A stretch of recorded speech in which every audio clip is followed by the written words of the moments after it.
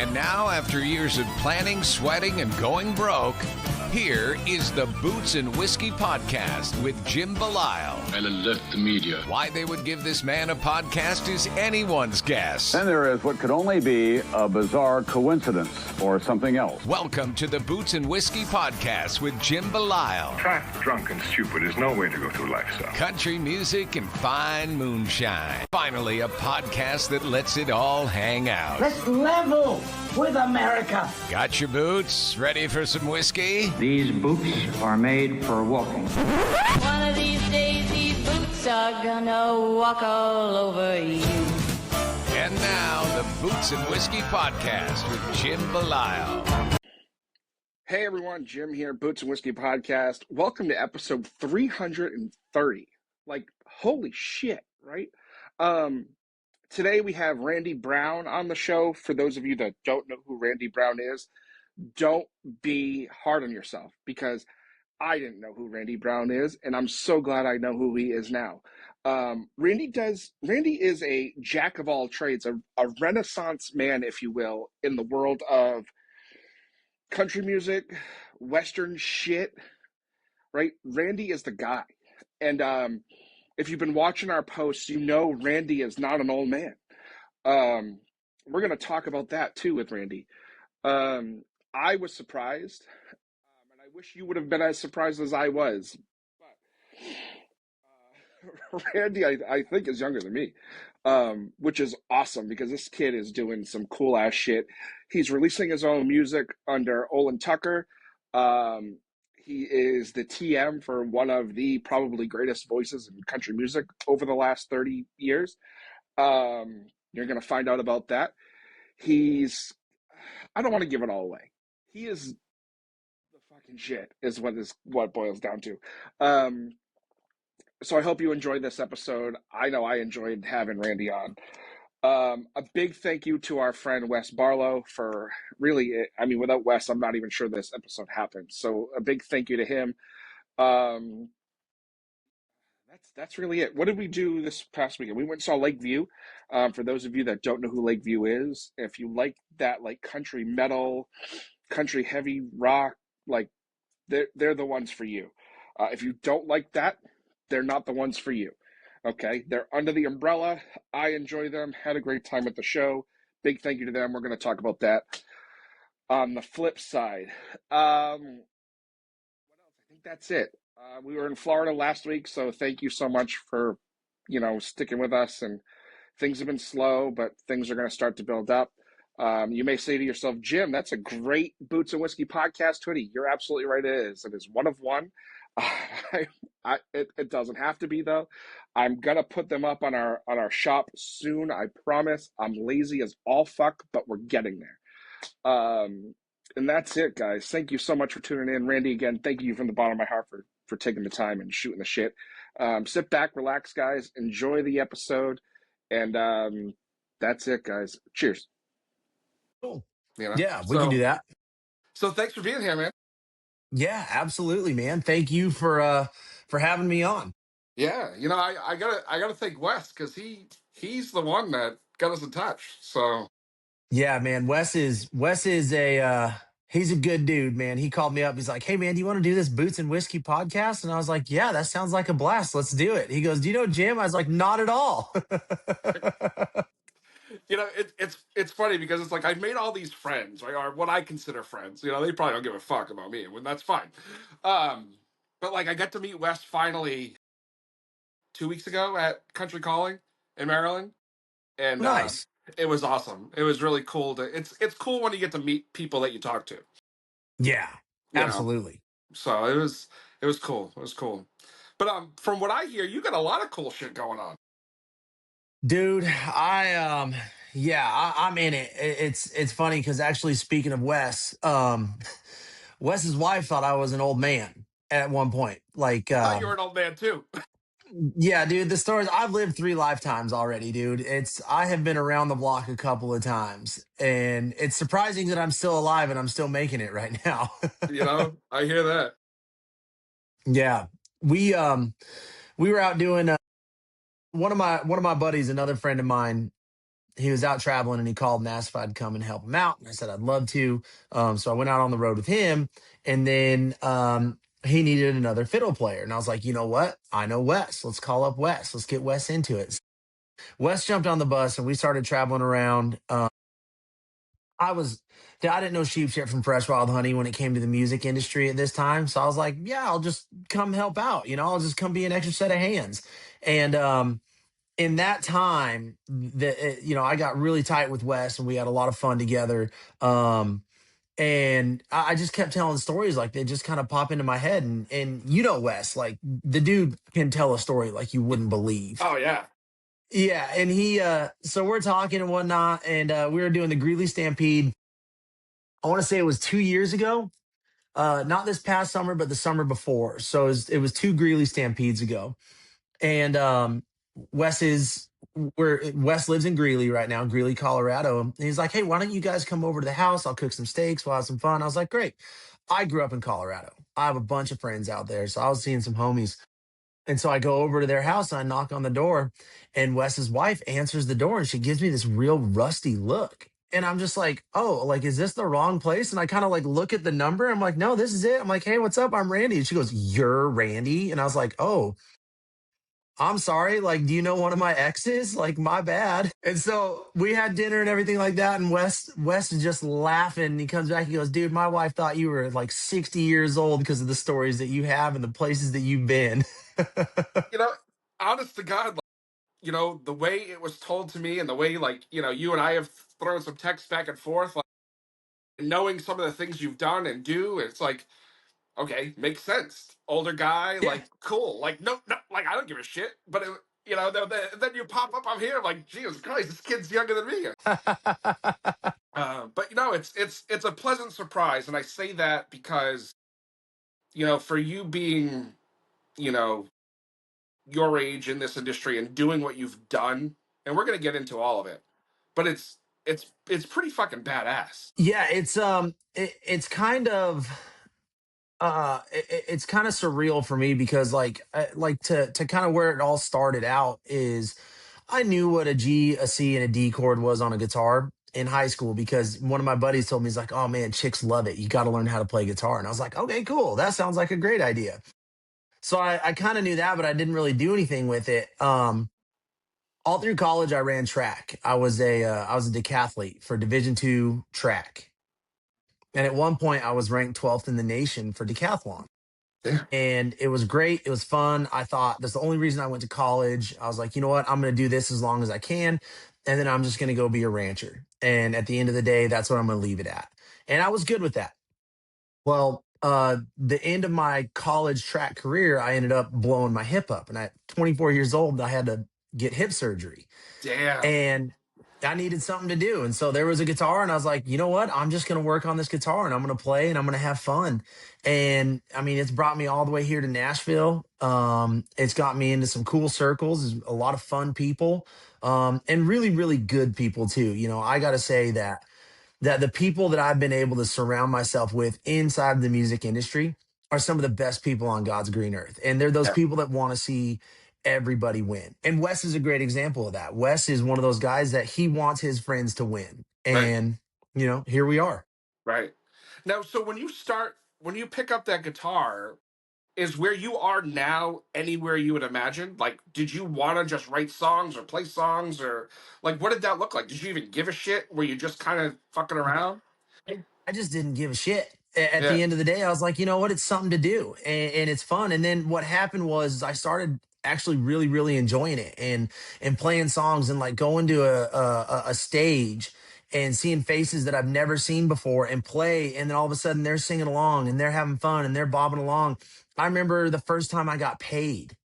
I remember getting $100 bill from a guy, and he's like, here, man, this is for you. Thanks for coming. And I was like, for what? And he's like, you played tonight. Like this is your pay for tonight. And I was like, really? Like I can get paid to do this? Right. And then I became a menace in Western Colorado. I was cold calling everybody that I could, emailing.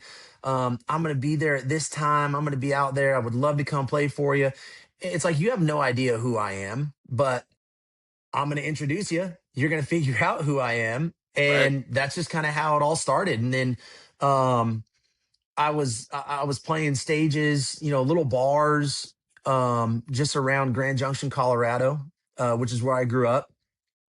And then it got to I got a really good ranching job out in Aspen, Colorado. I was managing ranches out there. One of them was the lady that owned every single discount tire across the country. Um, and then yeah, she had some money. I bet. Yeah. And the other one was actually Kurt Russell and Goldie Hawn. Holy And I shit. was managing their place out in Aspen. And it got to the point where music was kind of overlapping with ranching. So I would wake up at 3 or 4 in the morning and I'd do all the chores that I could get done. I'd feed everything, I'd shovel stalls, I'd go do whatever I needed to do. And then by about 11 a.m., I'd hit the road to Laramie, Wyoming. And I'd go to Laramie, Wyoming. I'd get there at 4 o'clock, 5 o'clock in the afternoon. I'd load in. I'd play a show. I'd be done at 10 p.m., jump in the truck, be back home by 4 or 5 o'clock in the morning, and then just start again.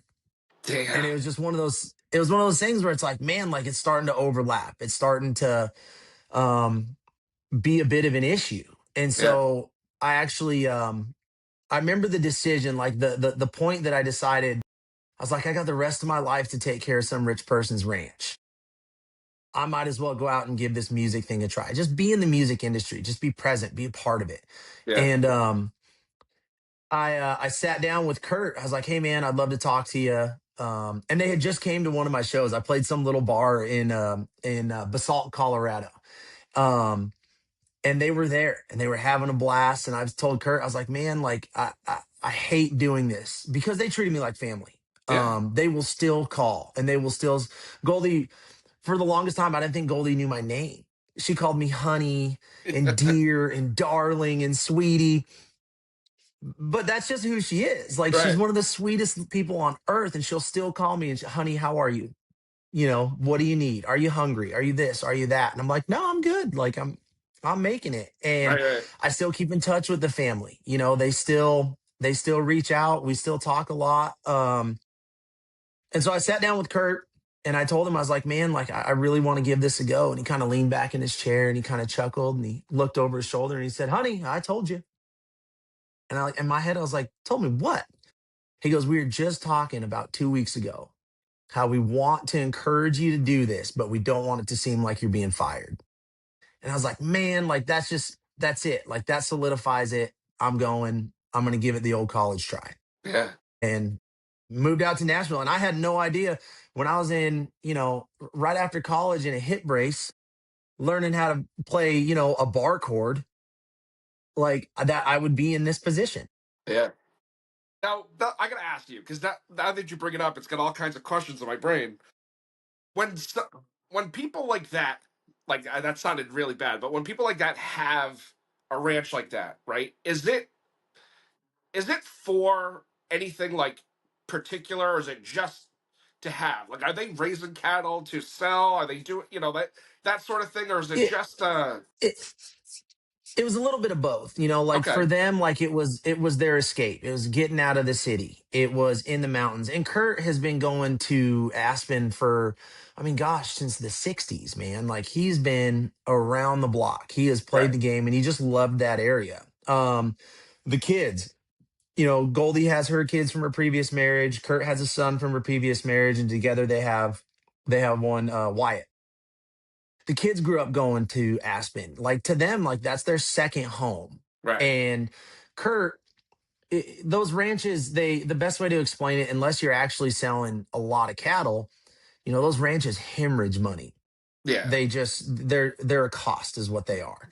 But we raised cattle. We had cows, we had horses. The neighbors had water buffalo. Dude, that was an experience. Water buffalo get out. I wake up one morning and I jump in the side by side and I'm cruising down the driveway, just kind of going to check fence and whatnot. And there's a water buffalo eating on my hay.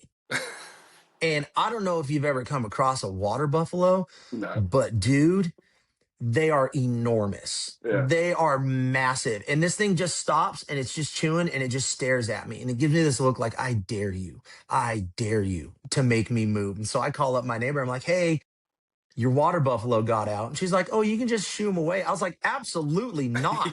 You can come over here and get this Leviathan off of my property. But there was a lot of, we grew hay and we sold the hay. Up there in the mountains, you only get maybe if you time it right and the weather works out for you, you get 2 cuttings out of it. Okay. Like down here in Nashville, the place that I work on right now in the off time when I'm not out on the road, we get 3 or 4 cuttings out of the year, which is nice. Yeah. But in Colorado, man, I tell everybody you got 9 months of winter and 3 months of shitty sledding. So that's just the way that it is. Yeah. Yeah. I can imagine. We see, I live in New England, right? And like, you've been up here, like we don't have shit like that. You know what I mean? And like, we have farms and stuff, but that's it. It's not hmm crazy, right? And I see, I watch Yellowstone like everybody else. And, and I always wonder, is it really like that? It's not. It's No. well, I mean, it's weird. Like Yellowstone is like a mix of like a dude ranch and an actual ranch. Okay. Like the dude ranch provides the experience where you can put on the chaps, you can get on a horse, you can go out, do a trail ride. And there's a lot of people in that area that's all they have horses for is to jump on a horse and just ride out on a trail. Don't get me wrong. By all means, it's one of the coolest experiences on earth is you're riding a horse through some trails, especially right now. All the leaves are yellow, all the aspen trees, the mountainside looks like it's on fire. And Yeah. then when that first winter snow falls, like you got the snow on top of the mountains and then it mixes in with the yellow leaves, and then you got the green field in the bottom of the valley. It's one of the coolest things on earth. And being on a horse is one of the coolest ways to experience it. But out there, I mean, just the cost of doing anything is Yeah. just wild. It's Yeah. expensive. And if you really want to do cows, man, it's a chore. It is a full-time job just trying to keep them alive. I tell everybody cows are actively trying to die. And that's why farmers are so busy is they're trying to keep them alive. Is that really? Oh yeah, man. Cows were not meant to survive. Okay. They're bred to die. I mean, Right. and I don't mean that it sounds very harsh, and that's a very black and white way to put it. But I mean, physiologically, just with the way that a cow's neck is built, I mean, it's made to have its head down, 2 inches from grass and just get after it. Right. Right. Right. They're not somebody's pet for Yeah. When those people are like, oh my gosh, this cow understands me. I'm like, no, it understands the biscuit that's in your pocket. Like, Right. Right. take it easy. So you have now when you moved to Nashville, do you know anybody? I knew a couple of people, and by the grace of God above, it was the right people. So the first guy, his name's Scott Brown, and he's the Scooter Brown Band. And I told him he was out actually in Aspen, and this is the buddy that I introduced Wes to go out and play. I've known him for a long time. I think we're pushing on like 16 or 17 years. I met him when I was in high school. Yeah, about high school time. He came to town, and the buddy that taught me D, C, and G on a guitar, he's like, hey, man, my baseball coach brought in this guy out of Texas. He's going to play some songs. You should come. I was like, all right, cool. Let's go do it. And that's when I first met Scott. And he was doing a show in Aspen, and I was opening for him because I was the local guy. Everybody in Aspen, I could go and I could tell people, hey, well, let's go to this and let's go. And a lot of people would show up. And it's because Aspen is a really tight knit community. Like the locals of Aspen, it's one of the most tight knit communities I've ever been a part of. And it's one of the coolest things on earth. And everybody supported everybody. You have your guy that's one of my really, really good friends owns a bike shop. And so all the locals know him. They're like, hey, we're going to go buy bikes at this place, and restaurants and all that fun stuff. So anyways, they're at a show and I'm playing and we're having a blast. And he comes up to me and he goes, hey, man, I think it's time you move to Nashville. And I go, really? He goes, yeah. He goes, if you really want to give this a go, it's time to move to Nashville. And I said, okay, I'll give it a go. At the time I was coming out for, a week every month, a week every 2 months, something like that. And it started to go back to kind of the ranch thing. This guy walked up to Kurt one day and he said, "Hey, Bobcat Equipment Company wants you to do a commercial for them. Is there a way that you would do it?" And Kurt goes, "Nah, I'm retired from that stuff. Randy, go do this commercial." And I was like, "Wait, what?" And the guy goes, "Actually, yeah, that'd be really, really cool. We have Bobcat Equipment on the property. I would go out, make some side money with it, and that's how I kind of funded the start of my music career." And so I did this commercial for Bobcat Equipment Company, actually. And I was sitting there and I was talking to the guy, and they thought it was cool that I, did music and farm. And I was like, "Well, if you think it's so damn cool, how about I put my own song on it?" And the guy goes, "Oh my gosh, that's a great idea." And I was like, "Oh no, like I don't have any music. I've never written a song. I've never done any of that." So I call up Scott. I'm like, "Dude, I need your help." He goes, "No problem. We got it. I'll talk to Arliss." In comes this guy named Arliss Albritton. He is an amazing songwriter and an amazing friend. And I attribute this place that I'm living in right now is because of Arliss. Like he is one of those guys that truly, honestly wants his friends to win. We have an agreement, him and I, where whoever becomes a millionaire first, we hire the other one as our beer drinking buddy. Nice. That's the So best. that's way going to to be do our it. full-time job. Yep. And so I meet Arliss, and we write this song. It's called "Everyday Working Man," and that was the first single that I was able to put out, was the song "Everyday Working Man." Turns out the relationship between the filming company and Bobcat didn't really work out, and so the song, I just put it out as a single. It didn't go on the commercial, didn't do anything like that. I just put it out as a single. It was my first ever song that I ever put out.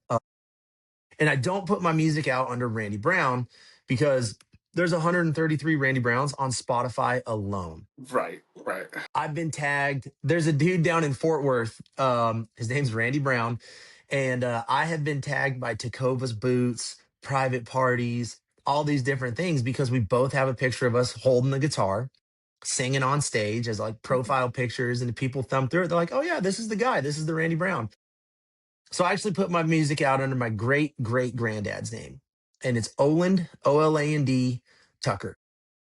I did some research. I looked at the market and whatnot, and there's exactly one Oland on all streaming platforms now. So that's what I put my music out under. That's awesome. Is that? That is cool. Yeah. Now, so how much of your stuff now do you have up? I only have a few songs right now, man. Yeah. It's expensive to be Yeah, alive yeah. right now. It's expensive Yeah. to try and be in the music industry, especially as a independent artist. It's hard. And so I put a song out, I'll write a few songs, I'll like another song, but then you got to spend. I mean, honestly, when it comes to the music industry, like I don't think people realize that it's about $3,000 from start to finish per song to put Yeah. music out. So if you're trying to do a 10-song EP or a 10-song record, that's about $30,000. And that's just money that we don't have right now. So saving up money, putting songs out. I got about 4 or 5 in the hopper right now. I just got to get mastered, which is about $1,000 a piece, $1,200 a piece, and then out the door. Away they go for the listener's ear. Isn't that crazy how much money it is for something that is realistically so short in time? Dude, it's especially nowadays. This is a big rant of mine. Okay. Because of Yeah. like Vines and Reels Yeah. and TikTok and all that, the consumer has about a 15 to 20 second attention span. Back in 1998 or 2005 or 2008, you had to buy a record. You had to go in, you'd buy the actual physical record, a CD.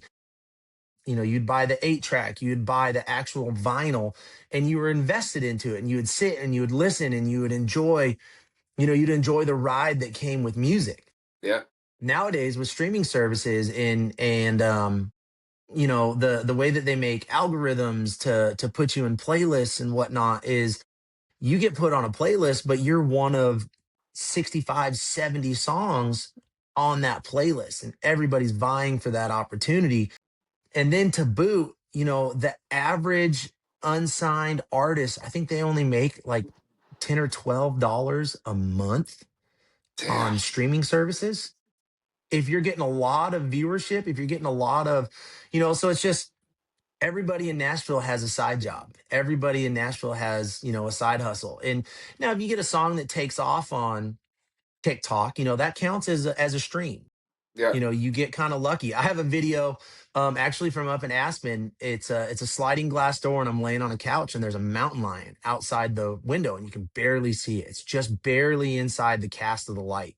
And I put one of my songs on it. I put the song called Nightlife on it. And that song has 25,000 or that video has like 25,000 views or something like that. But what that translates to in my pocket is, I don't know, maybe $7 or $8, Right. maybe. Right. It's kind of wild. 25,000 people have heard my song. I have no idea who they are, Right. but it's a tough industry to be in, and especially with AI coming out right now, it's unbelievable. Yeah. It's funny you mentioned that whole album thing because I was scrolling through Facebook the other day and I saw that No Doubt's Tragic Kingdom had come out like 30 years ago this week, right? As we're talking. Mhm. And I had said to somebody, I was like, that was the first record that I purchased with like my own money, right? And like now Mhm. I'm driving in the car and I put it on and like you invest yourself, like you were saying, in these songs, and I'm singing every song from this record that I haven't probably listened to in 15, 20 years anyway. And it's like, but you're right, like, now it's like you think about when artists do put out a record, it's like, what was the last record you could think of that you could put on and sit down and listen to front to back and know every word?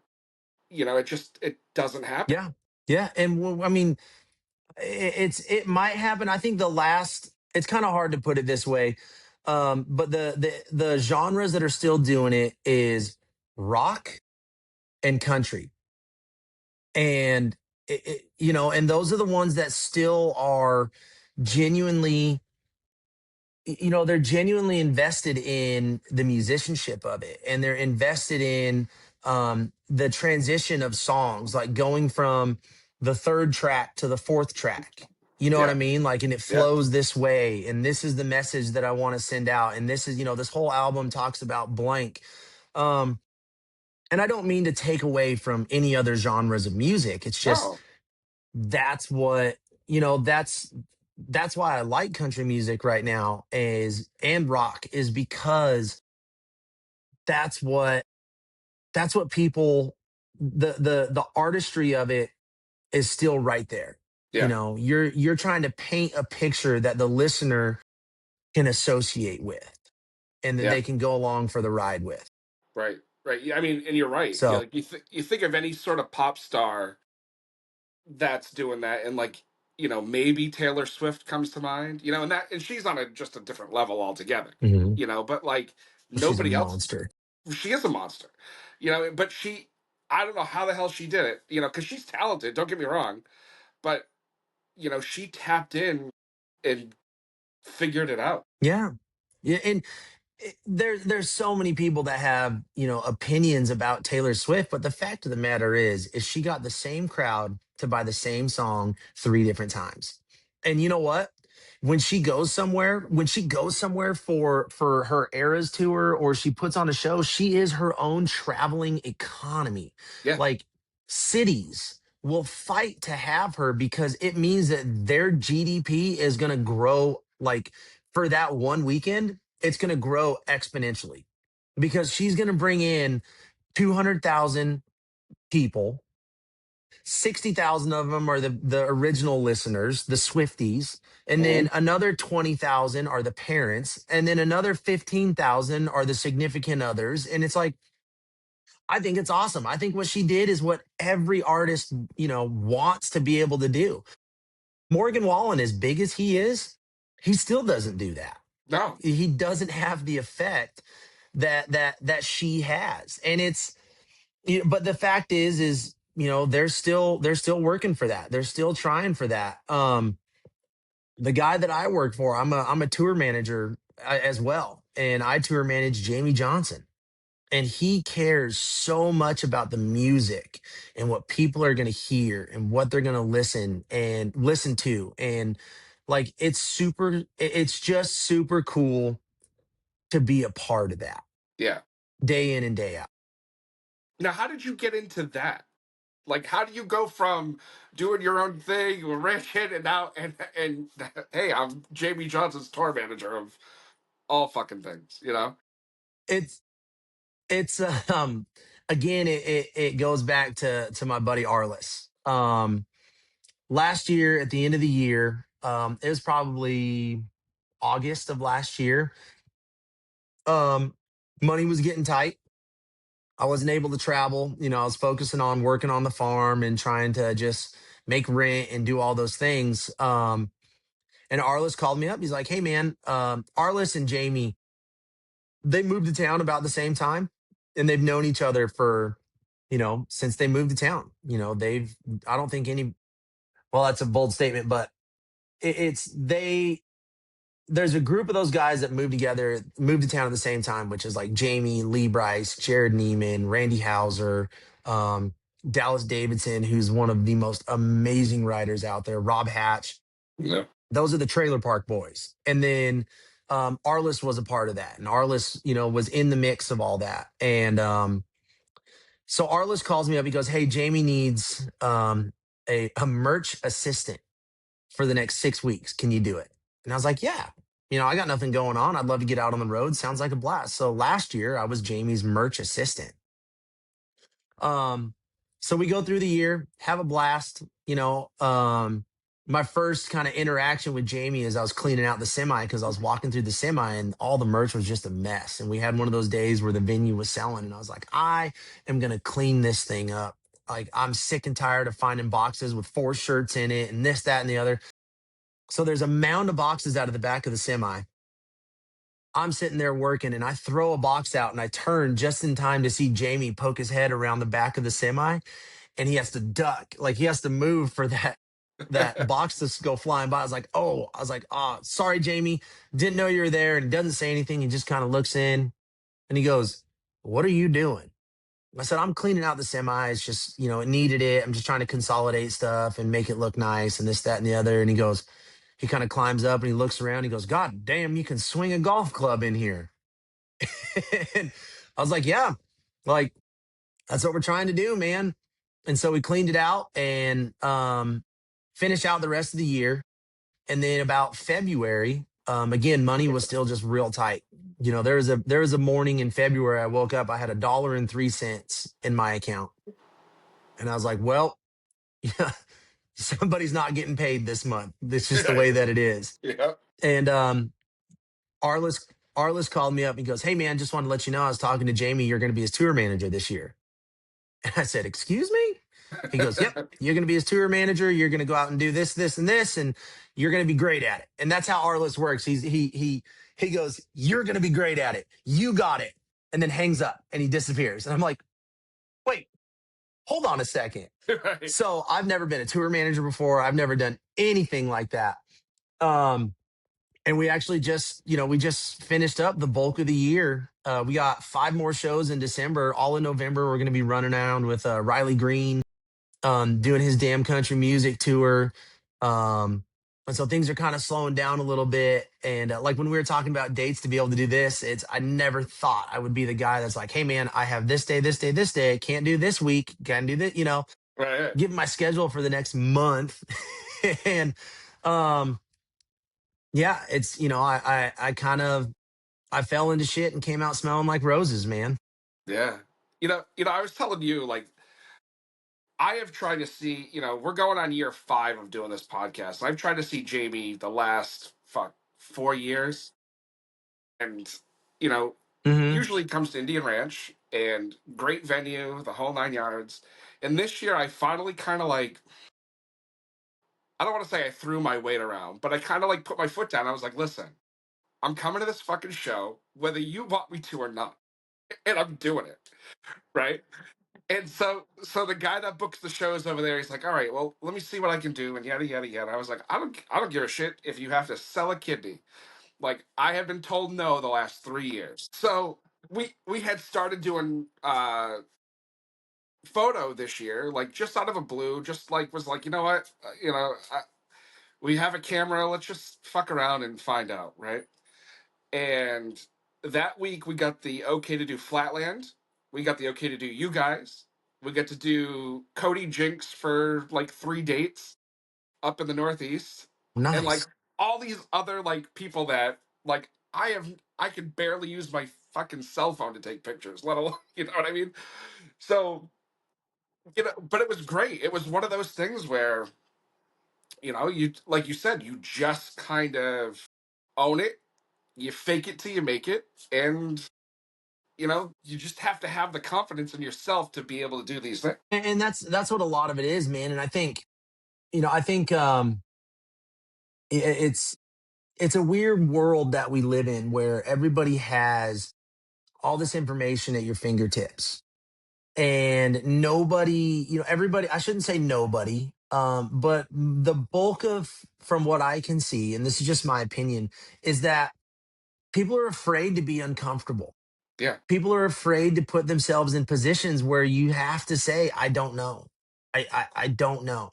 And I figured it out when I was when I was helping take care of the lady that owns Discount Tire, her ranch in Colorado. Um, it's a guy that I was working under that was kind of teaching me how to be around rich people and fancy people. He said 90% of the time I have no idea what I'm doing, but at least I'm doing something. Mm-hmm. And that's what it comes down to, man, is you have to be okay with not knowing.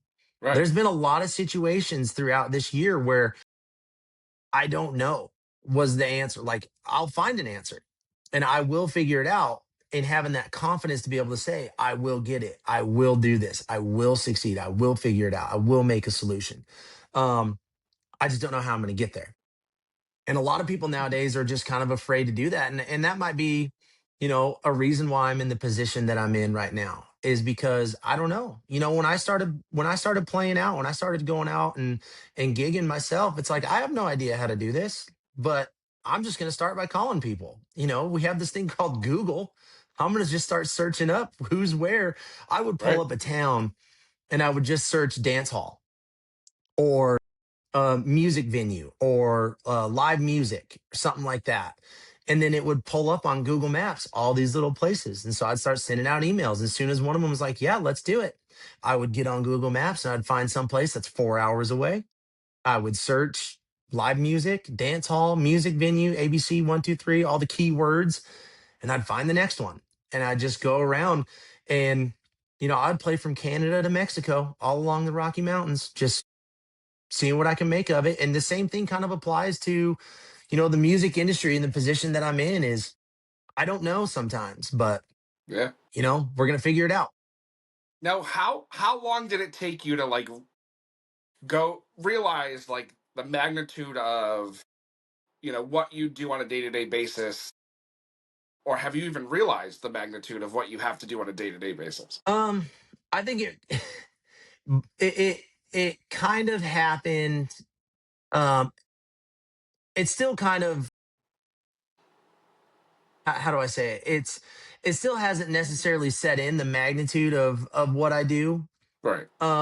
But I do understand it, from being observant and seeing what other people do, what their jobs are in certain positions, or, whatever industry it is, whether it's the music industry or this, that, or the other. One night we were comparing our steps, like your phone always tracks how many steps that you've taken. Yeah. It's actually this past Saturday, I looked at my steps and I was at 21,000 steps. And the day before that, I was at 20,000 steps. And the day before that was 15,000 steps. And the day after the 21, I was at, 17,000, this, that, and the other. And again, just being, in sports and ranching and all that, it's like I never really thought much of it. And then we started comparing it to other people. And then I realized that I'm on the move a lot. Yeah. Also with that, I can't stand technology. As we were talking before we jumped on this, is like, man, Yeah. I hate technology. I trust a pigeon with a note strapped to its ankle more than I trust a computer. but it's, I have to have it. I'm always on it. I woke up this morning and I was on the phone till, gosh, noon, getting ready for, all these dates in November, sending emails. We have um, Jamey has a show, a couple shows at the Schermerhorn Symphony Hall here in Nashville, where he's going to be playing his songs with the Nashville Symphony. And it's Damn. just, dealing with little questions and lining up, trying to alleviate as much of the questions as possible, if Right. that makes sense. Yeah. And so there comes a massive amount of being proactive, of being like, hey, what if this happens? What if that happens? And then through doing all that, like once a show goes smooth and you realize like, oh, okay, so what I'm doing has a lot of weight to it. It carries an immense amount of responsibility that a lot of people rely on. Yeah. And that's, once that sets in, you're like, okay, I can't be slacking off on this day. There's no such thing as a day off when you're a tour manager. Right. Now, being on the road, this year, especially with somebody like Jamey and playing with the people that you've played with and all that, do you see, and being new to this, do you see other TMs and say, oh, I like that, oh, I don't like that, and like trying to like mold your own way of doing things based on what you've seen? Oh yeah, absolutely. Like I see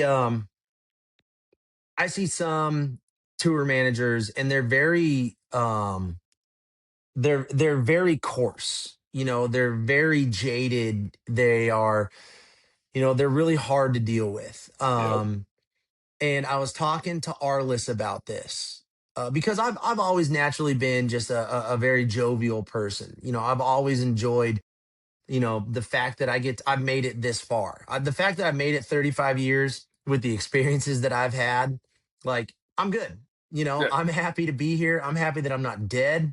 Um, and I was talking to Arliss about it, and Arliss he goes, that's the exact reason why you're in the position that you're in, because every buyer, every booking agent, every venue, every promoter, all these people are going to meet Randy by God Brown, and they're going to associate their experience with Jamey Johnson on me. Right. Right. And so I look at some tour managers and I'm like, hey man, like you're being kind of shitty. Like Right. you're making life really difficult for a lot of people. And so I try to formulate it off that, like I get there's things like we have to have lines in the sand of things that we have to do and Right. things that we have to have. And sometimes you got to be a bit of an asshole. Yeah. But Oh at yeah. the end of the day, being an asshole only takes about 35 seconds at the most. Right. Enjoy yourself. Move on to the next problem. Right. Right. I have doing this, I've gotten to know some TMs pretty well, and you're absolutely right. Like there's one, I'm a big Shane Smith and the Saints guy. Like love those dudes, right? And like I've seen him a bunch of Hmm. times, and I've had a ton of interactions with their TM Ethan. And we were at a bar one night, and I looked at him and I go, Ethan, for the longest time I thought you were the biggest prick in the entire world. But like, and then you realize it's like, okay, with when you're with certain bands and they're in certain areas of success or fame or climbing the ladder, you do kind of need that person to be like, what is this person want, or what's the angle, right? And like I got that, and it's like, Yeah.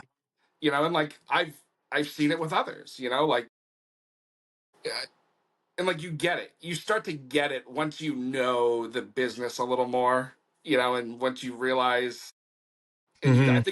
I think you said it perfectly, like you are, right, wrong, or indifferent, you are Jamie's right hand on the road, like you have to be, you know that's just the name of the Yeah. game. Yep, exactly. And people are um there we were in Montana, and there was this little girl. I was standing on the side of the stage watching the show. And I look out in the front row, and there's this girl that had to be 14 or 15 years old, and she just had tears running down her face. And I'm sitting there and I'm looking at her and I'm like, what's up with that? And she pulled out a sign. She said, "It's my birthday."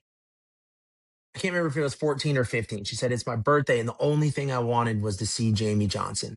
And she held that sign up and I was looking at it. And then her dad was standing right there. So I stepped down. I said, "Hey, man, like, it's her birthday today. She's 14, 15 years old. I have people that are my age that are in their mid 30s that have no idea who Jamey Johnson is," which to me is Right. mind blowing. Right. It's like, dude, I can't tell you how many fields, how many bales of hay I have cut to the song In Color. Right. Right. And so I was like, that's really cool.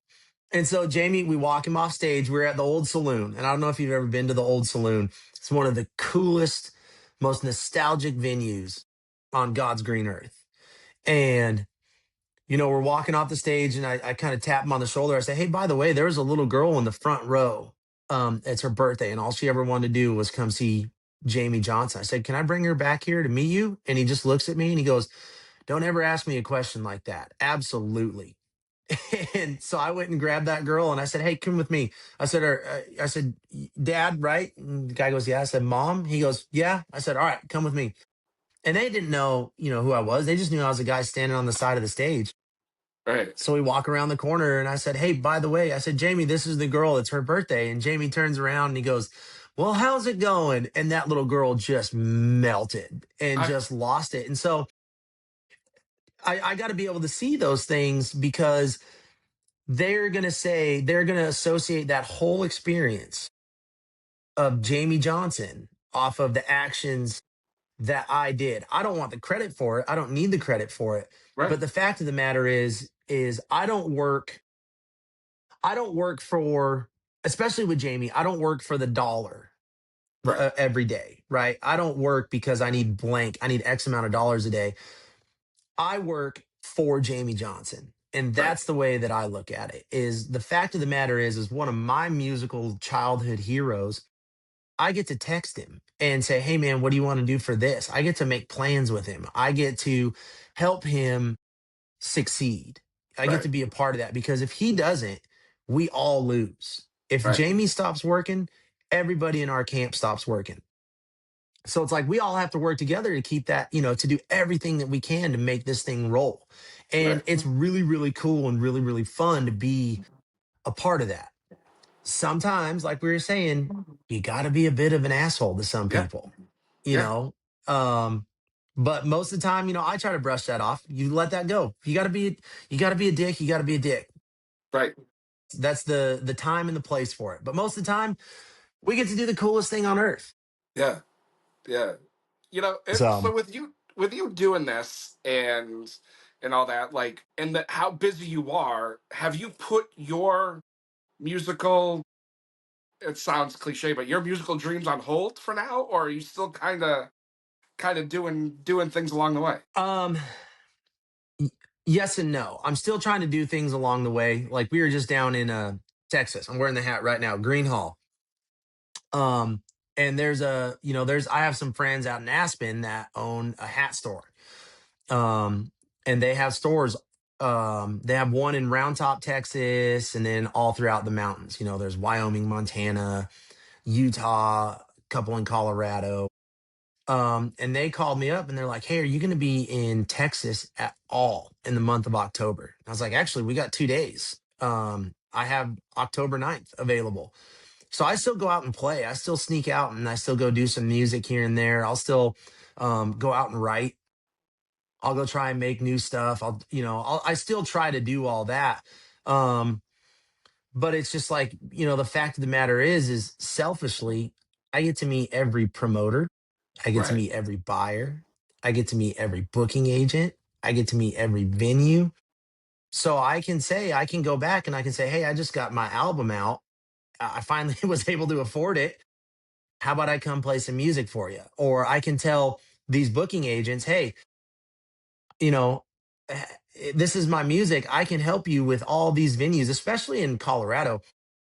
Being out here in Nashville, like everybody wants to go out to the mountains, but the mountains are kind of secluded and you kind of have to have a bit of a ball sack to drive through, the Rocky Mountains in November with a bus or with a van, with a trailer. I'm willing to do it because that's all I ever did. Right. It's kind of a two-sided thing that I'm trying to do is I get to go out and I get to work for Jamey Johnson, Right. but also at the same time I get to meet all the people that are going to help me with my dreams Right. and the things that I want to do and the places that I want to go. Right. Now here's the big question I've been thinking about, and I've been thinking about this now for a while, like, because obviously I've talked to Wes about you. You and I have had some offshoot conversations. Right now, today, right? If somebody called and said, "Hey, let's say Taylor Sheridan calls you and says, 'Hey, I want you to run the 4 6s,'" would you drop everything and go back to ranching like that? I lost all the sound on everything that you just said. What did I say? Oh, if somebody had a huge ranch like the 4 6s, right, and called you today and said, "Hey, we want you to come and do this," you can't hear me? Fuck. It's always hold on. Don't go anywhere. Can you hear me now? It's breaking in and out just barely. I don't. How about now? If it's let me see here. Let me try this. Let me try just doing this. What do you stop? Sorry, I had to record because there's a change in one of your. So No, sorry. I'm sorry. Can you hear me? How about now? I can hear you. Yeah, I can't. All right, hold on. I cannot. Let me try. Leave. Damn it. All right. All right. You can hear me all right? Yeah, now I got you clear. It's weird. Like this app it gets to like 45 minutes and then that's when it starts to like cut in and out and I don't know why and it pisses me off. But what I was asking you was if right, let's say Taylor Sheridan calls you tomorrow and says, "Hey, I want you to run the 4 6s." Would you leave this life and go back to rancher like that? Not right now. No. I've had a few people ask me that and they're like, "Hey man, like what if this happened? What if that happened?" And in all honesty, like it's kind of dumb, but I got the rest of my life to go take care of somebody else's ranch. I got Right. the rest of my life to go do that. I don't plan on retiring. I plan on my idea of retirement is working cows in the mountains somewhere, until the day that I die. Right. That would be my, idea. If I made $1 bazillion doing music, then I would quit and I would go buy a ranch and I would just go live out there and I'm done, Right. but I still feel like there's more to do. I feel like there is more opportunity for me. I feel like there is more chance for me um to share what I have to say. There's more places for me to see. There's more people for me to meet. There's more songs for me to sing. And it's just not right now. Not yet. Yeah. Maybe in 2 years, maybe in 5 years, maybe in 10 years, like Right. you look around the music industry and there's a lot of guys that never made it Right. until they were in their mid 40s. Right. I think it was Chris Stapleton said that you're only 3 minutes away from a lot of money and a really good time. Right. And so I'm just working on finding my 3 minutes, man. Now, with that being said, right, you arguably work for probably one of the greatest voices in country music, right? Oh yeah. Now, with that being said, and I'm not trying to put you in an awkward position, right? But with the artists you've been able to see and the things you've been able to do, are there other artists you see or have seen that you go, "Holy shit!" Like, what are people missing? Because we talked about it, right? There are people our age that you say Jamey Johnson, and they're like, "Who the fuck is Jamey Johnson?" Right? Mm-hmm. And for guys like us, it's like, how the hell do you not know who Jamey Johnson is, right? Yeah. But like along the way, have you come across another Jamey Johnson that nobody is talking about, or like not no? I mean, he's a fucking Grand Ole Opry member now at this point, but Mm-hmm. not talking about the way that they should be. Man, that's the weird thing about this town. And that's the weird thing about the music industry in general is you've been to Nashville before, right? Yeah. Like you come to Nashville and there's music everywhere and there's opportunity everywhere. But then you go to a restaurant, like you go to a bar and you go listen to somebody sing and you see this girl up there singing and you think to yourself, "Oh my God, like this is one of the best singers I've ever heard. And this is live. Imagine what she could do in a studio." Well, then you go to breakfast the next morning and that singer is serving you your waffles. Right. It's like I think there are so many people out there that are amazingly talented, that are amazing people that have a stage presence, that can sing, that can play, that can do all these crazy things.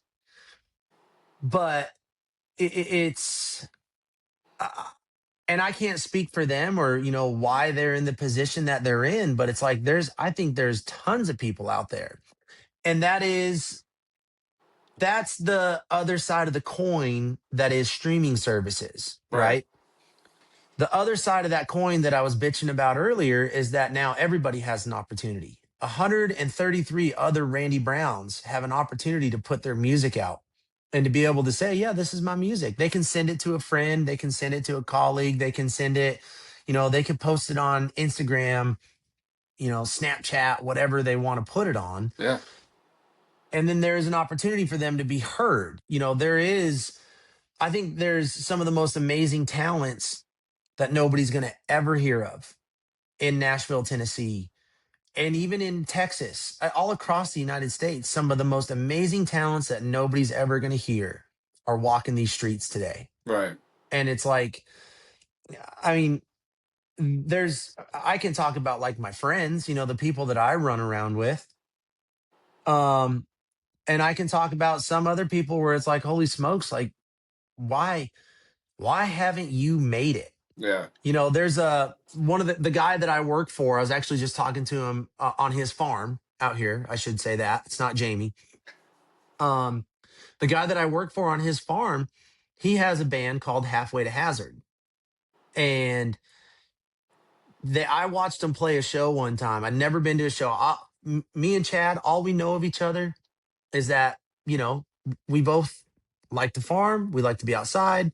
He likes to ride dirt bikes. I like to go hunting. I like it's kind of what we do.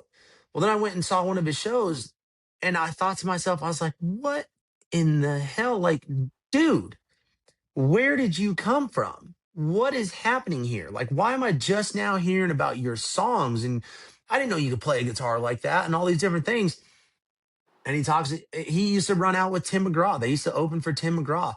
I think they wrote a song that Tim McGraw cut. They had a great relationship with Tim. One of his best friends was Eddie Montgomery. No, Yeah. wait, Troy Gentry. Yeah. Troy Gentry that passed away. Yeah. That was one of his best friends. And it's like the question at hand is like, why didn't you make it? And the only reason that I could even fathom is because they were just ahead of their time. Right. And there's a lot of artists out there that are just ahead of the time. There's a lot of people out there. There's some amazing, fantastic talents that, who knows what's going to happen to them. But we're all out here just fighting, trying to make it work, doing whatever we can. I know people, and the movie industry is very similar with that too, where, people to be an actor or to be a performer, people are willing to go to some crazy lengths, sleeping in tents, sleeping on couches, to fight for this thing that they're trying to do. And it's like, man, all you can do is have the utmost respect for them. Yeah. Like, y'all are doing it, but is that going to pay off? Is it going to pay off for me being where I'm at? Thankfully, I'm lucky.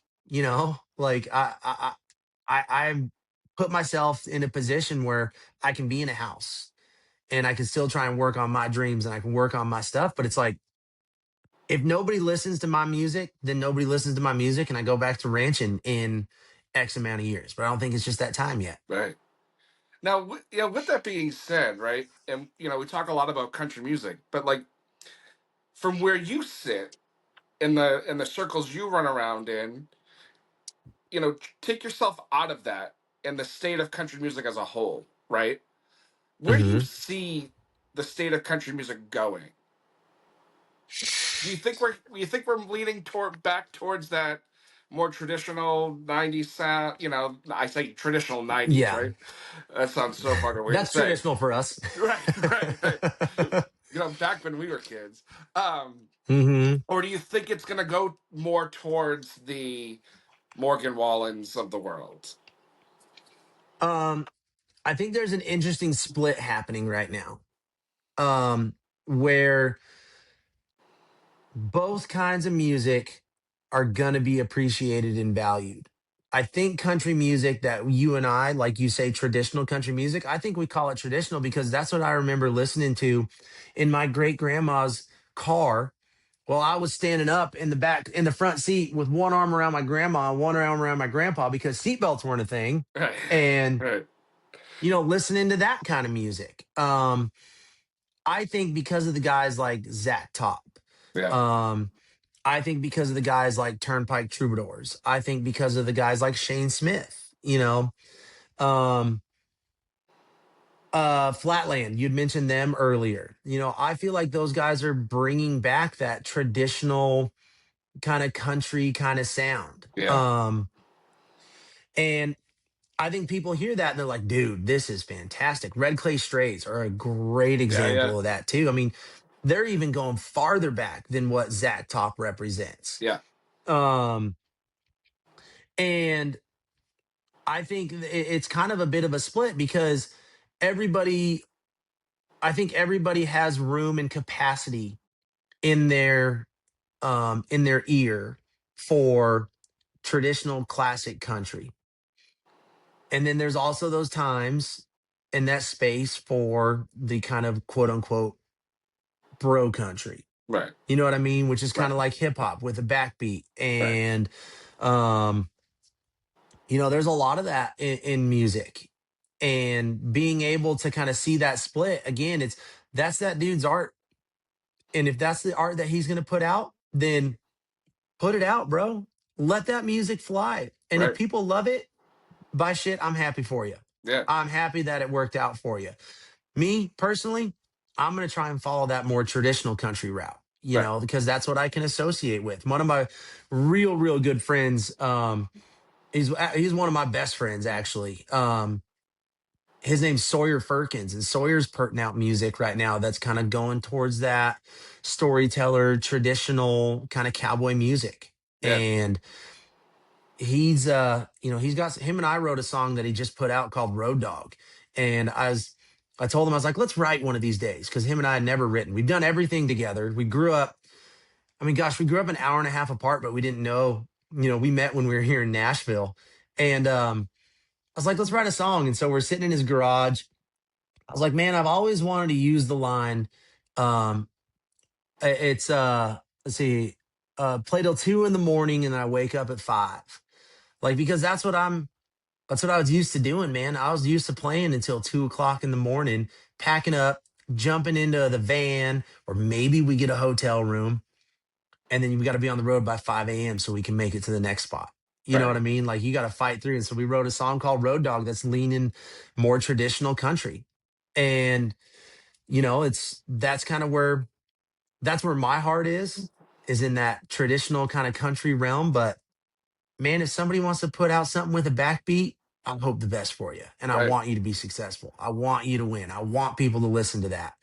I'll listen to it, but that's just not what I'm going to be putting out. Right. Now, what do you think about the way the fans kind of interact with it? You know, because I think there's also a split there where it's like it's either you love it or you hate it. You know what I mean? And there's not much of a middle ground.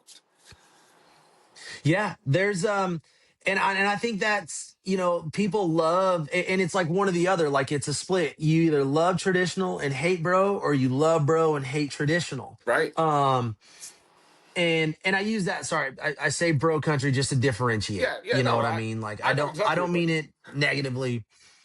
Yeah. Um and I think that comes a lot from, like, like if you put your playlist on shuffle or whatever it is, you could go from Morgan Wallen to Drake Yeah. to what's that dude that's doing the halftime show? Bad Bunny Yeah. to Kesha to whatever, like that's kind of like where your music leans and it all kind of blends together. Well, if I'm on, if you pull out my iPod, you're going to pull up music that's traditional country. You're going to pull up music from the 40s, the 50s, Muscle Shoals in the 60s. Yeah. Yeah. You're going to hear some Whitney Houston. I'm man enough to admit it. She is going to be singing. Like I think it's what you want to listen to. But there are those times where um I find myself in a bar or something like that, and something comes on, and all of a sudden you're just like, this is not bad. Yeah. Like, hey, I've never heard this song. This is pretty good. Yeah. And you can appreciate that one. And then, that's how it kind of opens up your world into um that new genre. You know what I mean? I do. Because it's funny because like I mean, obviously you know who Dan and Shay is, right? Everybody Yeah. that doesn't live under Yeah. a rock knows who they are. So I've become pretty good friends with Shay's sister Gabby. And her and I will text every now and again, and like I'll be in the car or somewhere, and I'll be like, and I'll text her, I'll be like, your brother's on the fucking radio again, and I'm like, I can't, and I'll bust her balls about it, and like, and she'll give it right back to I me. can't shake this guy. Right, right. There was one time I got into somebody's car, and like there was the first like a Dan and Shay song came on, and I took a picture and I sent it to her, and I'm like, I can't get away from your fucking brother. And like it's just one of those kind of things, and and like she's an artist and her music is much different than that, and like we've had that kind of conversation, and it's nice to be able to have those conversations with people in the industry that are like like just like this, where it's like, dude, you like that stuff, have at it, but I'm gonna like this stuff, but we could still converse about why it all is under the country umbrella. Yeah. And it's like there's no reason why we can't cheer each other on, Right. like it's I mean, you think of like I got a buddy out here who's a photographer. He moved out here from Los Angeles because he didn't want to raise his son in LA. Right. But he still needed to be in a metropolitan area that had entertainment because he's an entertainment photographer. Um, and he's from Australia. I don't know shit about soccer. But you know what? I sit down and I watch soccer with him. Right. And he's teaching me about it. And I'm competitive as can be. So like I'll be like, hey man, that was good, right? We wanted that. He goes, oh yeah, we want that. And it's like, yes. And then, we'll talk about American football. We'll talk about baseball. He called me up one day and he goes, hey man, you ever heard of a guy named Bryce Harper? I was like, yeah. Like, yeah. Are you living under a rock? Of course. Right. He goes, oh, I'm going to go do his photo shoot for his new protein for him. And I was like, dog, like, Jesus do you realize Christ. what you're walking into? Right. But that's that's the differing opinions, Right. like I want everybody to reach that level of success that they want to reach. Some people just want to put music out. I was golfing yesterday. Got home. It was a beautiful day. I didn't want to sit inside. So I went golfing. And I was talking to this one kid and he goes, yeah, I put music out. I'm like, okay, cool. Like, are you working on it? Are you touring? He goes, no, I'm just putting music out. Just fun for me. I'm like, okay. Like that's your level of success. That's your degree of success that you Right. want to reach. And by God, I'm so happy that you're doing it. And there's some people out there that they will sell the blood out of their mother to be able to play at Lollapalooza or Bonnaroo or whatever massive festival there is. And it's just like, dog, like, I hope you get there. Like, I wish the best for you. And in any way that I can help you, I will do my damnedest to help you. So, Yeah. Now, do you get that a lot? Where like what if you're having a conversation with somebody and you just it comes up in conversation, do they like, oh, how can you help me? Like, do you get a lot of that? Like, man, this town is interesting like that. because and I think it's every town. And I'll put a little disclaimer, like I think it's every town, and I don't know if it's just because that's the way human beings are, is like you're going to try and better yourself any way that you can or put yourself in a better position. But there are those relationships, and you find out with people that they're very um contractual, or they want something from you. Right. And then as soon as you try to get something from them, they'll be like, oh, I don't know if I can do that for you. But then all of a sudden you feel like they owe you, and a lot of people do that. Right. To me, if somebody asks for a hand, somebody calls me up like, man, I'm in a bad spot, I need $500. No problem, I'll give you $500. Let me help you out, and I'm not gonna expect anything in return. um but there are a lot of people. I never tell anybody what I used to do. I never tell anybody that I call Goldie Hawn Mama G. Right.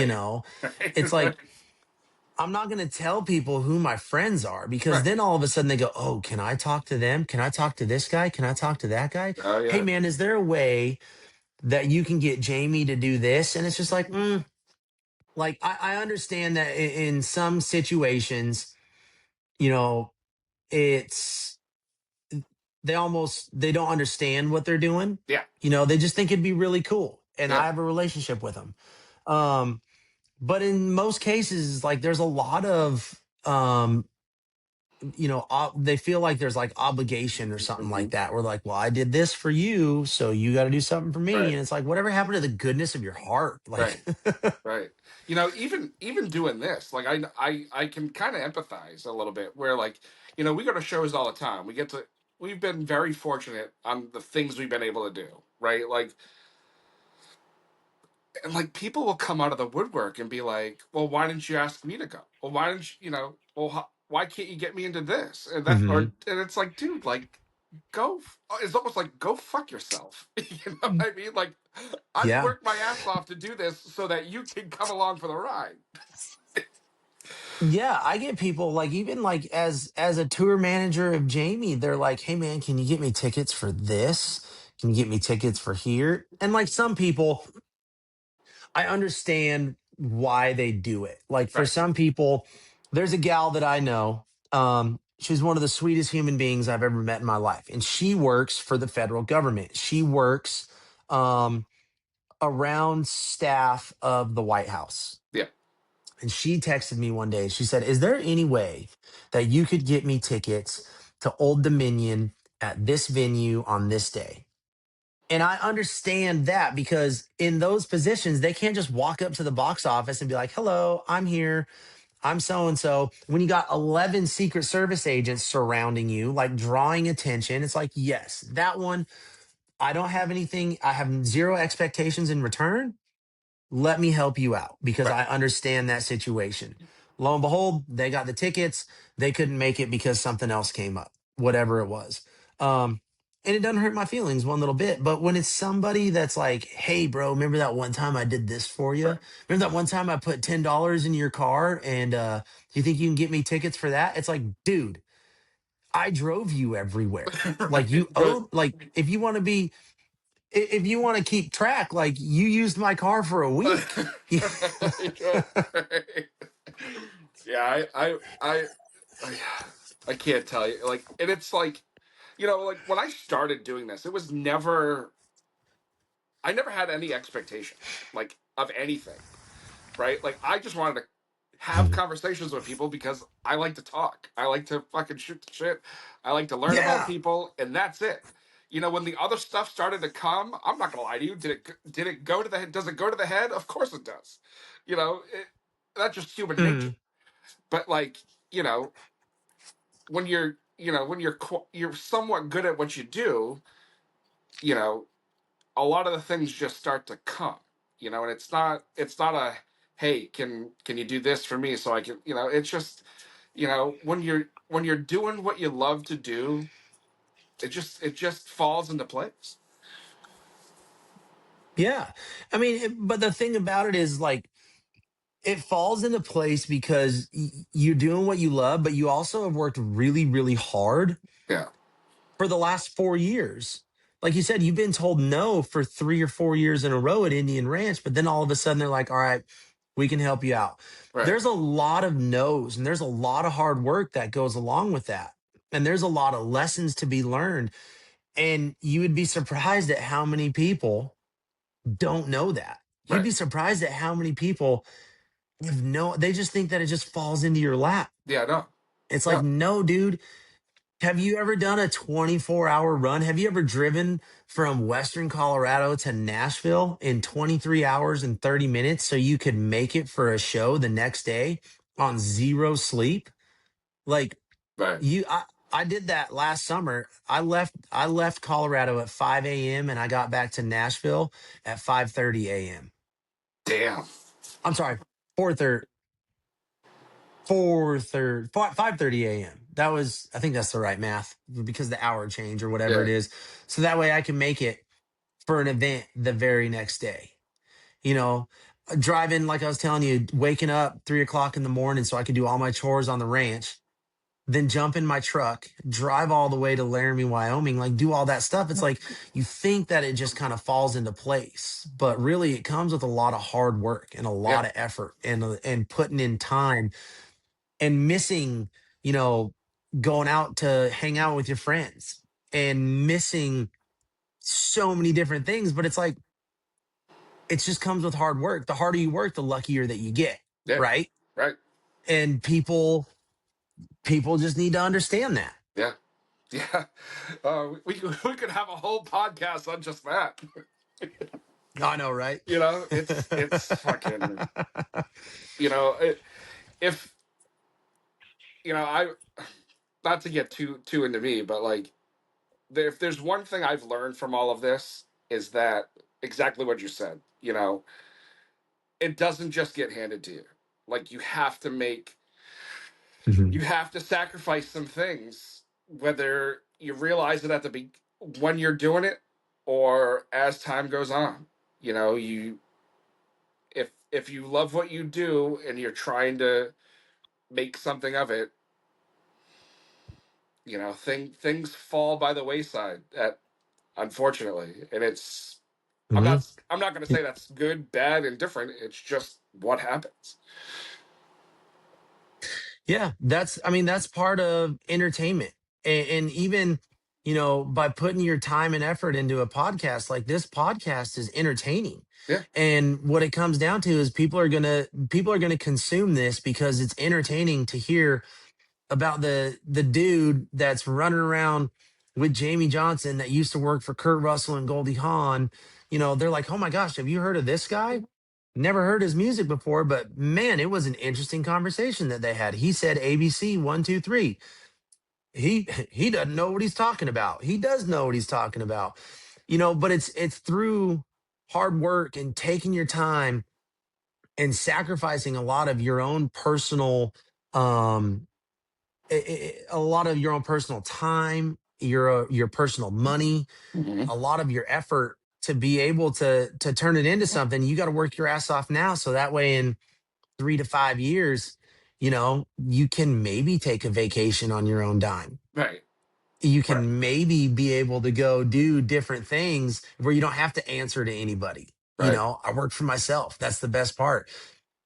But again, as an entertainer, it's like you don't get a 4th of July to yourself. There's no Right. such thing. Right. Like you gotta say goodbye to all the summertime activities. Yeah. Yeah.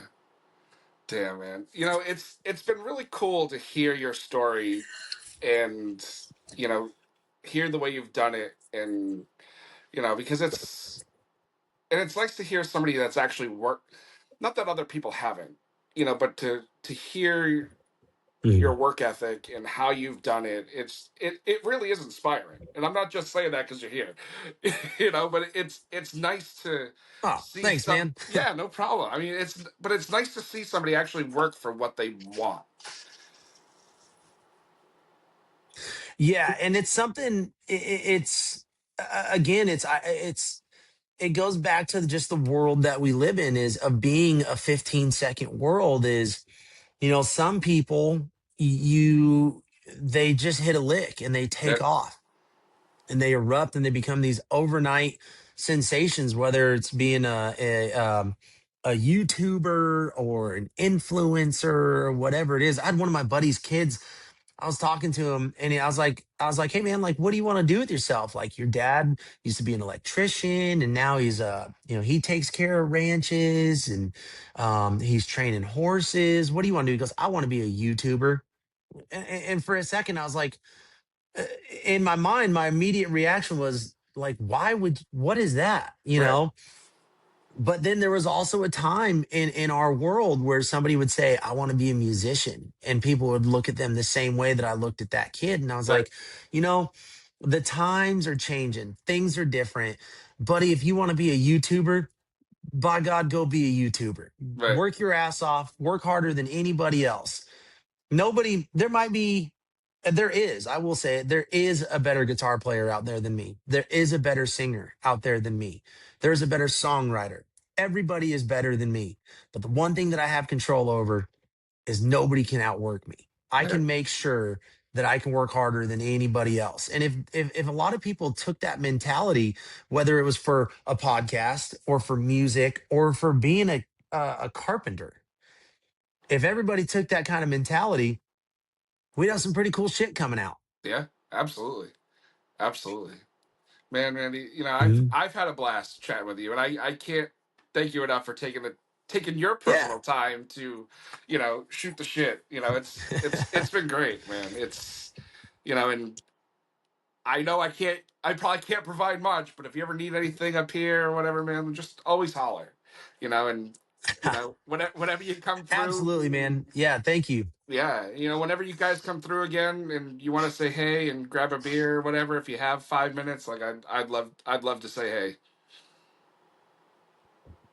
Yeah, man, absolutely. Thank you again also for thinking Of of me, and course. thank you for um, being patient to be able to put this Yeah. together and be able to sit down. And I tell everybody is like I'm one of the busiest guys on God's green earth, but I will always make time for somebody. Yeah. I will always make time to be able to do things like this, because this is one of those things where everybody wins. Yeah. Everybody gets to sit down. We haven't flipped each other off on camera yet, so we're It's good. true. Be It's happy to true. do it again and chat with you for some more stuff. We can go deeper into some of the stories. Yeah, absolutely. I would love to. I would love to. Any time, man. Anytime. Mhm. I'll tell you the story about when I was playing a show and I got roped into riding a buffalo. Yeah. Yep. Yep. Now I want to hear that story. Oh. Uh, it's, it was. We'll finish on this one. All right. I was in where was I at? I can't remember the town. It's outside of Fargo, North Dakota. And one of my buddies, they do like rodeo promotion and all the banners that you see around rodeos, and they make like all the bullfighters, they kind of wear jerseys that look kind of like sports jerseys, and their company's called Arena Wear. And he called me up. He said, "Hey, we're doing this event called Bowls, Barrels, and Boxing at the Bonsack Ranch in North Dakota." And I was like, well, that sounds like a great event. I would love to go do that. So I went to this event and they weren't lying. There was bull riding, there was barrel racing, full rodeos, and there was boxing. Like they wheel out a mat and they wheeled out a boxing ring. They had boxing in the middle of it. So we're getting ready to play. And I'm standing up there plugging in and sound checking. And my buddy Lyndon was there. And the guy walks up. He goes, "Hey, do you want to ride a buffalo?" And I just snapped up. I was like, "Yes." Yeah. And then I realized what I just said. And I was like, oh no, like I committed to something really big, but I can't bitch out now because I said yes very confidently. Um, so he goes, "All right, I need you over at the chutes in 10 minutes." And so we go over to the chutes and they unload a trailer full of buffalo and they put them in the chutes and they get into these chutes, dude. And those are the meanest damn things I've ever seen in my life. Damn. And they get them all lined up. And I'm sitting there looking over this buffalo and I showed up with music equipment. All right. That's all I have. And this guy comes running up. He goes, "Hey man, do you need to borrow my bull rope?" And I go, "Well, I guess, yeah." And he goes, "I'll be right back." And he just takes off and just disappears into the crowd. Comes running back, has his bull rope. We get him all lined out. And I go to sit down on this thing and I put my ass on his back and it damn near jumped out of the chute, straight up in the air. I catch myself. It kicks my foot some way, somehow. And it finally got to the point where this thing was just wild as can be. And so the chute boss comes up. He goes, "Hey, man, we're just going to have to rope it over the top and you're just going to have to drop in." And I said, "Are you joking right now? Like, this is a buffalo." He goes, "Yeah, you'll be good." And he just walked away. So I had to put my feet on the gate in the chute and I was hovering over this thing and I looked at the gate guy and I was like, "All right, let's go." He pulled that gate open. I dropped down on that buffalo. It took off and it took a hard left turn and just threw me right off the side. Damn. Fuck. I can't even imagine. Can't even imagine. Oh. It's one thing you'll never get me to do. Oh man, it's some of the most fun. I get why they do it, man. Like I get why rodeo guys do rodeo stuff. Like it was an absolute rush. And so part of the music adventure that I'm on is I get to have memories that I get to tell people about. And one of them's riding a buffalo. Yeah. Damn. Well, Randy, like I said, thank you again. So Man, you're the greatest. I appreciate everything you've doing and have done, and don't be a stranger. absolutely, man. Reach out if you need anything. Will do. All right. Thanks, See you, man. buddy. See ya. Well, there you have it, everyone. Our conversation with Randy Brown. Again, Randy, thank you so much again for dude, come on, guys. I mean, think about it, right? Jamey Johnson's TM has worked ranches for some of the biggest and best people in entertainment.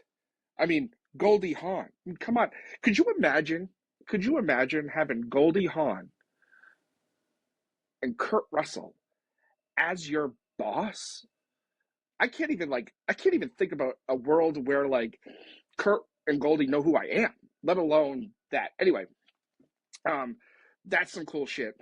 So thank you again. It was a great conversation. Like, this is what this podcast is all about. Aha moments like this. What else we got? Lakeview.